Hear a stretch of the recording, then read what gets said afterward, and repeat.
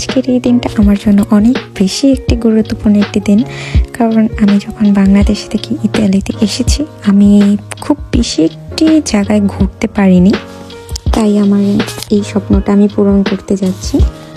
আসলে আমি ব্লগ করতে পারি না, কারণ এটা আমার সব থেকে ফার্স্ট টাইম যে আমি কোনো ব্লগের উদ্দেশ্যে বলতে গেলে না, আমি অ্যাকচুয়ালি আমার মেমোরিজ ক্রিয়েট করার জন্য এই ভিডিওগুলো করেছি। বাট আমি পরে ভাবলাম যে আমি কেননা একটি ব্লগই মেক করে ফেলি, যখনই আমার মেমোরিজে আসবে এই দিনটা আমি মনে করব যে আমার কি সুন্দর একটি দিন ছিল। আমার অ্যাব্রডে স্টাডি করার পিছনে আমার ফ্যামিলির অনেক বড় হাত, আমি তাদের অনেক সাপোর্ট পেয়েছি, বিশেষ করে আমার বাবা আমাকে অনেক বেশি সাপোর্ট করেছে। ইতালি তো ফ্রান্স আমার ফ্লাইট ছিল বিকেলের দিকে, তো আমি এয়ারপোর্টের উদ্দেশ্যে রওনা দিলাম। এরপর আমি ফ্রান্সে আমার জার্নিটা ছিল আই থিঙ্ক 2 ঘন্টার, তো আমি খুব ইজিলি পৌঁছে গিয়েছি। সেখানে আমি গিয়ে প্রথমে মেট্রো দেখলাম, যেটা আমি অনেক রিলসে দেখি অবশ্য। দেন আমি একটি অ্যাপার্টমেন্ট বুক করেছি, তো আমি সেই অ্যাপার্টমেন্টের উদ্দেশ্যে রওনা দিলাম। সেটা প্যারিসের আইফেল টাওয়ারের খুবই ক্লোজ ছিল। আই থিঙ্ক মেট্রো নিয়ে যেতে 30 মিনিট লাগে। তো আমি আমার জার্নিটা এখানেই স্টার্ট করছি।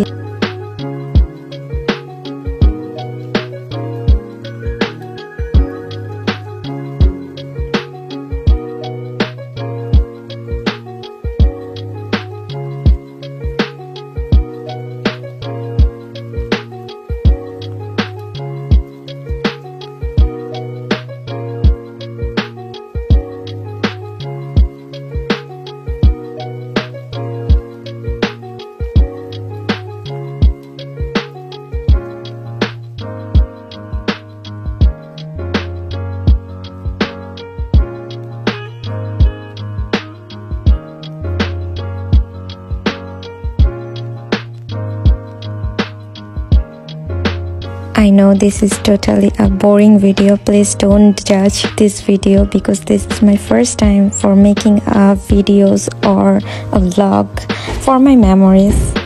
এরপর আমি আমার অ্যাপার্টমেন্টে গিয়ে দেখলাম কি কি দেওয়া আছে। একটি বাসায় যা যা দরকার হয় সব কিছু এখানে দেওয়া ছিল। এখানে ছোট একটি ফ্রিজও ছিল, যেটা আমি দেখে খুবই খুশি হয়েছি, কারণ আমি কোল্ড ড্রিঙ্কস ছাড়া থাকতেই পারি না।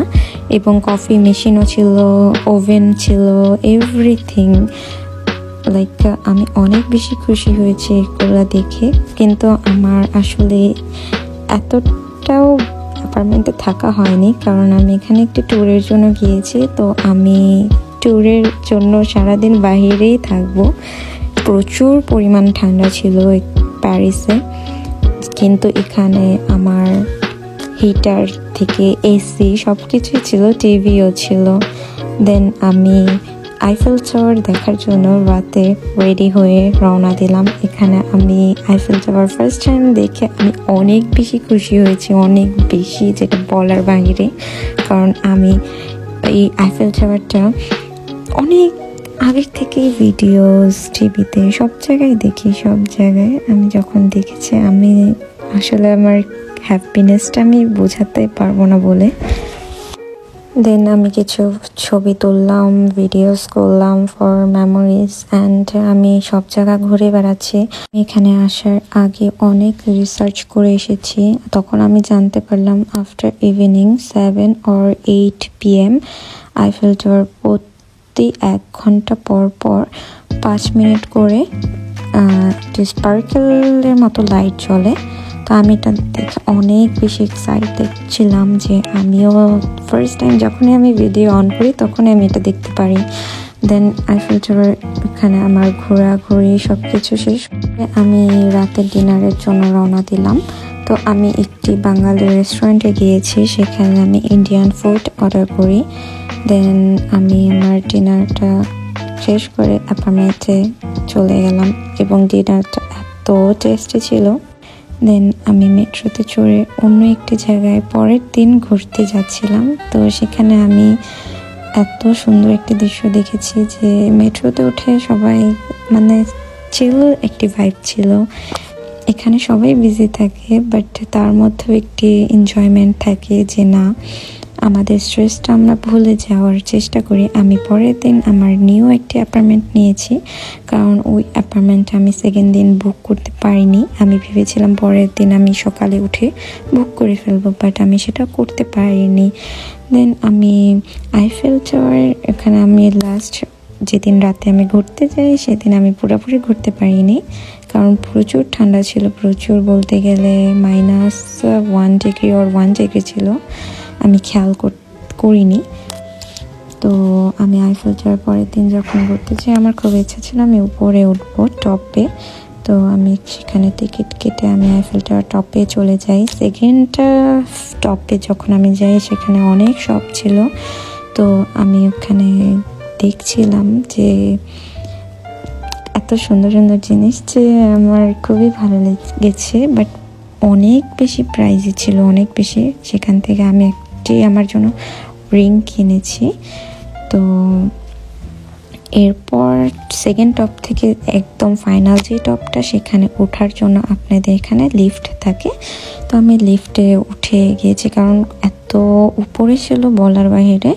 সেখানে মেঘ দিয়ে পুরো ঢেকে গিয়েছিল আর এত বাতাস ছিল, বাট আমার তারপরেও খুব ভালো লাগছিল যে ঠান্ডার পরেও আমি এত হ্যাপি ছিলাম যে আমি এত টপে উঠেছি ফার্স্ট টাইম।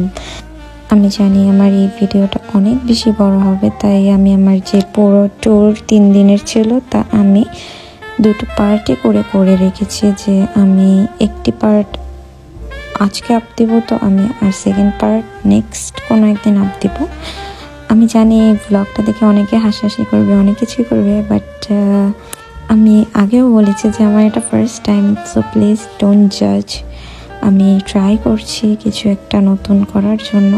আমি আসলে আমার খুবই ইচ্ছা ছিল যে আমার মেমোরিজ করে রাখি, যে আমি পরবর্তীতে নিজে দেখতে পারি, অ্যাটলিস্ট কেউ না দেখুক, আমি নিজে দেখতে পারি, আমার ফ্যামিলি দেখতে পারে, যে তারাও জানে যে আমি অনেক হ্যাপি আছি এখানে। দেন আমি একটি প্লেসে গিয়েছি, সেটা হচ্ছে মিউজিয়াম। আমি আসলে অনেক জায়গায় গিয়েছি, বাট আমি আনফর্চুনেটলি কোনো এত বেশি ভিডিওস করতে পারিনি অনেক জায়গায়। ব্লগের কথা আসলে আমি ভুলে গিয়েছিলাম মেইন কথা। দেন সেখানে every week or something, I don't know, pride হয়, আমি ওটাও দেখলাম। দেখার পর আমি আরেকটি রোডের একটি ফেমাস প্লেস বলতে গেলে, এখানে আমি নামটা আমার ঠিক ক্লিয়ার মনে নেই, সেখানে গিয়েছি। সেখানে অনেক শপস, বলতে গেলে মানে পৃথিবীর সব দামি দামি জিনিসের একটি শপস। তো সেই রাতে আমি আমার জার্নিটা শেষ করলাম। আমি জানি এখানে 3 দিন বলছি, বাট আমি 2 দিনের মধ্যে চলে যাচ্ছি। তো অনেকেই মনে করবে যে আমি 3 দিন কেন বলছি। আসলে আমি মাঝখানে যে দিনটা সেটা আমি ব্লগ করতে ভুলে গিয়েছি। দেন আমি মিলানের জন্য রওনা দিচ্ছি, ফ্রান্স টু মিলান। আমি সেখানে ফ্লাইটে উঠে আমার এত ভালো লাগছিল যে আমি উপর থেকে দৃশ্য সব দেখছিলাম, কারণ আমি যখন ইতালি টু ফ্রান্স এসেছিলাম সেটা আমি রাত্রে হয়ে গেছে, তাই আমি এতটা ভিডিওস করিনি। বাট আমি দিনের বেলা যখন ইতালিতে পৌঁছে গিয়েছি তখন আমার খুবই ভালো লাগছিল। দেন ফার্স্ট টাইম আমি মিলান দুওমো দেখলাম, এটা দেখে আমার অনেক বেশি খুশি লাগছিল, কারণ এটাও আমার একটা ড্রিম লিস্টের মধ্যে ছিল যে আমি এই স্বপ্নটাও পূরণ করব। মিলানের সব কিছু আমি ঘুরে দেখছিলাম খুব শর্ট টাইমের মধ্যে। দেন আমি মিলানে একটি রেস্টুরেন্ট থেকে খাবার খেয়ে স্টেশনের উদ্দেশ্যে রওনা দিলাম। আমি অনেক তাড়াহুড়া করে স্টেশনের মধ্যে যাই, কারণ আমার ট্রেন আর 2 মিনিট স্টে করবে। তো আমি এরপর খুব বেশি নার্ভাস হয়ে গেছিলাম, বাট আমি খুঁজে পেয়েছি। তো এই ছিল আমার জার্নি মিলান টু আনকোনা। দেন আমি আমার সিটিতে এসে পৌঁছাই। তো এই ছিল আমার ব্লগ। আই হোপ আপনারা সবাই আমার এই ব্লগটি পছন্দ করবেন অ্যান্ড আমাকে সাপোর্ট করবেন, যাতে আমি সামনে আরও ভালো করে ব্লগ বানাতে পারি।